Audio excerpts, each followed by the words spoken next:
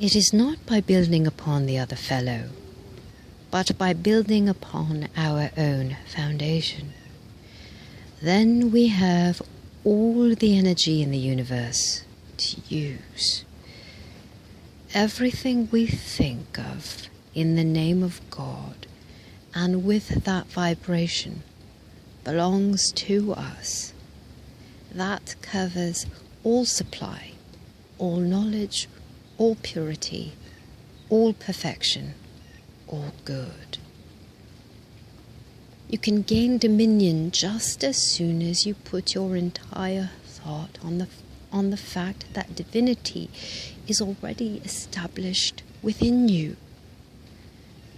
Know all of the time that divinity is nowhere but right within, that it has always been established within, that you have only clouded and thus kept it out of your consciousness by your own adverse thoughts. Talk to that divinity within. Tell it that you know that it is there and that you have now become fully aware of its presence. Ask it to come forth and be the dominating factor in your life. Say, quote, I now have let go and now put out of my life all adverse thoughts. I am grateful that divinity is fully established throughout my entire being. End quote. Determine that you will no longer be an animal, that your entire body is now so pure that the holy presence of the living God has attained full possession of this body temple, and that it is now in complete charge. Keep these thoughts constantly in mind.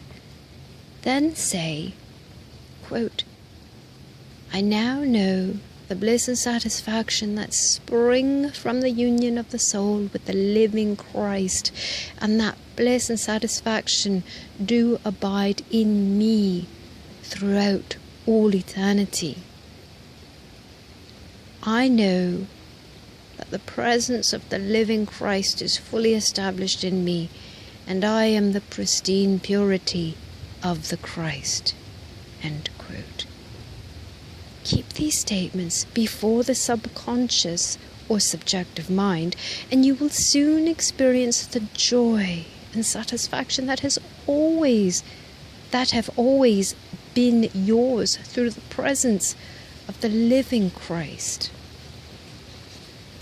Soon you will find that you do generate mental forces that supplant all adverse thoughts, feelings, and actions. You do build up a momentum of pure thought that is irresistible and that dominates your entire world. The time to fortify this spiritual holy temple is when we are at peace with our own soul.